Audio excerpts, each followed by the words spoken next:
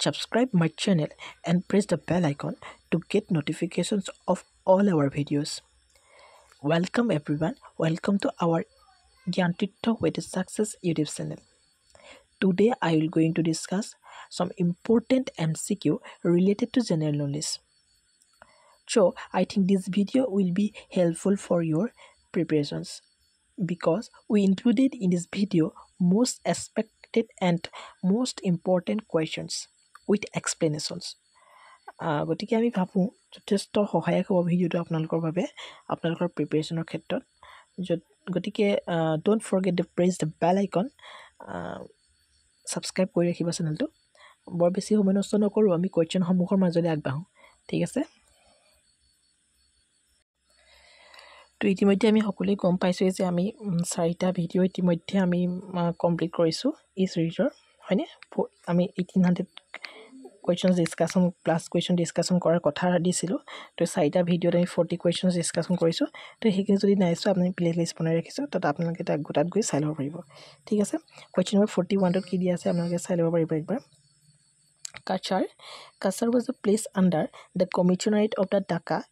in কিমান চনত option A আছে 1836 অপশ্যন বি আছে 1837 অপশ্যন চি আছে 1839 আৰু অপশ্যন ডি আছে 1840 আৰু ইয়াৰ শুদ্ধটো হ'বলৈ গৈ আছে option A will be the correct answer অৰ্থাৎ 1836 ত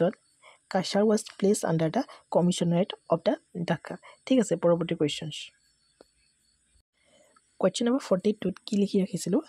তো তাত লিখি ৰাখিছিলোঁ how many kings do you have during the Ahom period তো আমি সকলোৱে জানো আহোমসকলে প্ৰায় 600 বছৰ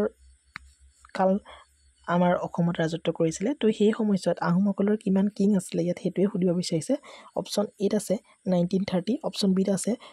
1930 কৈ পালো অপশ্যন এ আছে 30 অপশ্যন বি আছে 40 অপশ্যন চি আছে 50 আৰু অপশ্যন ডি আছে 60 আৰু ইয়াৰ শুদ্ধটো হ'ব option A will be the correct answer 30 ঠিক আছে মনত ৰাখি থব পৰৱৰ্তী কোৱেশ্চনছ Question number 43 কি লিখি ৰাখিছিলোঁ তাত লিখি ৰাখিছিলোঁ the second Burmese invasions took place in to Burmese মানে তিনিবাৰ অসম আক্ৰমণ কৰিছিলে আৰু সেই তিনিবাৰ আছিলে 1817 চনত ফাৰ্ষ্ট কৰিছিলে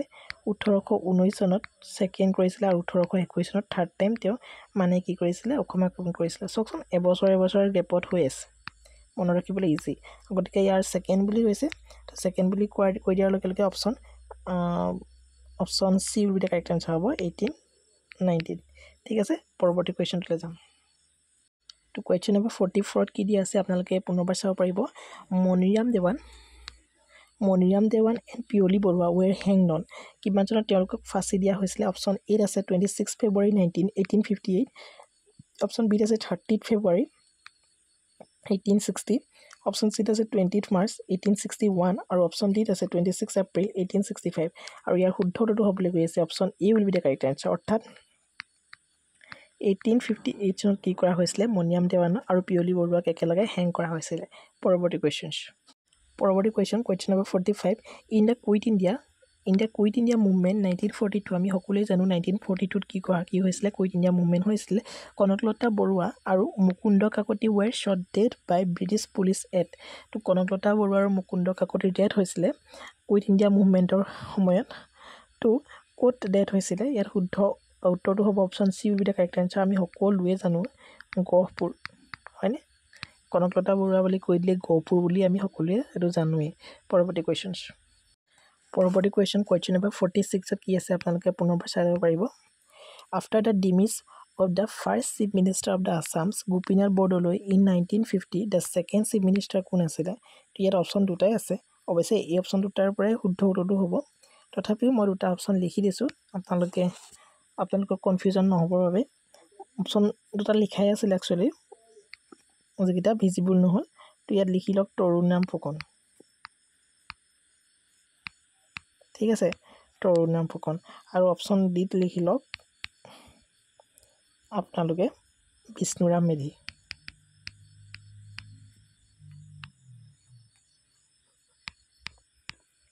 ঠিক আছে তো ইয়াৰ শুদ্ধ উত্তৰটো আচলতে অপশ্যন বি হ'ব অপশ্যন বি মানে হৈছে বিষ্ণুৰাম মেধি বি আৰ মেধি দেখিছে বিষ্ণুৰাম মেধি ঠিক আছে অপশ্যন ডিত আচলতে বিষ্ণুৰাম মেধি দিব নালাগিছিলে বেলেগ এজনৰ নাম দিব লাগিছিলে বাৰু ঠিক আছে option B will be the correct answer হ'ব পৰৱৰ্তী কোৱেশ্চনটোলৈ যাম পৰৱৰ্তী question number 47 কি দিয়া আছে